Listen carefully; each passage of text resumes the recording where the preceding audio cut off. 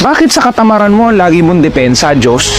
Pag pera ang usapan, success, fulfilling your purpose, motivation, ang lagi mong bato sa akin ay puro pera yung pinag-uusapan nyo, hindi na lang kayo magdasal. Remember, may tamang oras para sa ating praise and worship. May tamang oras para magdasal. Pero kapag usapan natin success, tapos panay ang excuse mo is pera, motivation, pangarap, hindi importante yan, magdasal na lang tayo. O remember, nasa Diyos ang awa. Pero ikaw na animal ka na tamad-tamad mo, tapos gagamitin mo pa ang Diyos na excuse sa katamaran mo. Hindi pwede yan. Remember, gusto ng Diyos na umasenso ka. And remember, pag umasenso ka, mas lalo ka makakatulong. Paano ka makakatulong? Hindi 5 piso yung laman ng bangko mo, 5 piso yung laman ng wallet mo. So please, respetuhin natin yung Diyos. Huwag namang gagawin mo